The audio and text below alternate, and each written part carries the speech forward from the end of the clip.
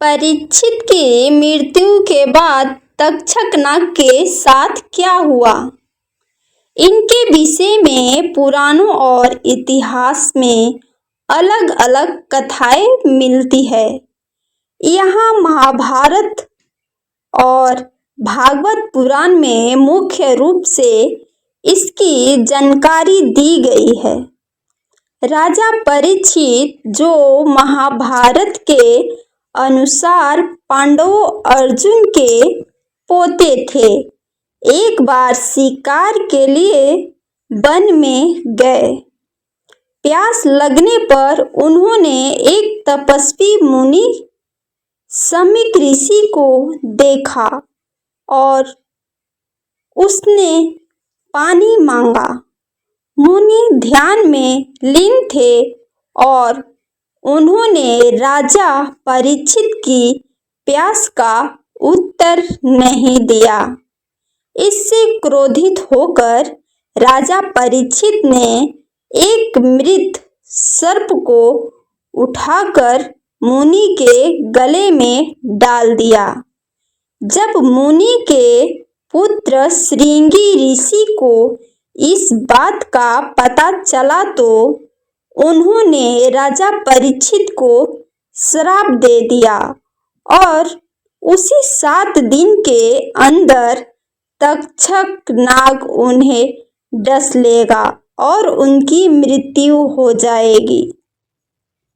श्राप से बचने के लिए राजा परीक्षित ने अपनी आकांक्षाओं और सुरक्षा का प्रबंध किया, लेकिन तक्षक ने यहाँ भी अपनी चतुराई दिखाई। भागवत पुराण और अन्य ग्रंथों के अनुसार 7वें दिन तक्षक नाग ने राजा परीक्षित को डस लिया और उनकी मृत्यु हो गई। इस घटना के बाद तक्षक नाग के साथ क्या हुआ, इसके विवरण अलग अलग हैं।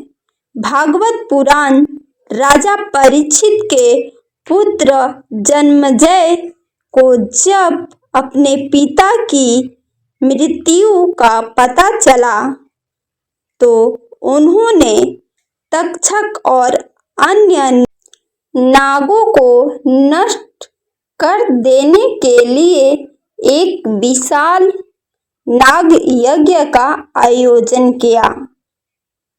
यज्ञ में उन मंत्रों के माध्यम से सभी नागों को अग्नि में जलाकर मारने का प्रयास किया गया है। तक्षक नाग यज्ञ से बचने के लिए इंद्र के महल में छिप गया, लेकिन इंद्र सहित उसे यज्ञ के प्रभाव में खींच लिया गया। यज्ञ के समापन से पहले ऋषि आस्तिक की विनम्र प्रार्थना पर जन्मेजय ने तक्षक और अन्य नागों को छोड़ने का वचन दिया।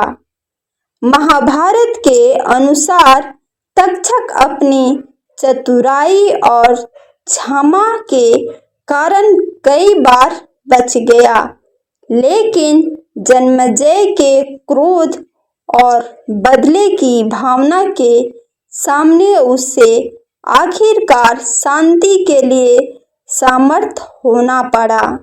ऋषि आस्तिक की प्रार्थना पर जन्मेजय ने शांति के लिए तक्षक को छोड़ दिया और यज्ञ संपन्न हो गया। यह कहानी हमें यही सिखाती है कि क्रोध और बदला कभी भी स्थिर समाधान नहीं दे सकते और शांति और क्षमा ही एक ऐसा मार्ग है जो व्यक्ति को शांति प्रदान करता है।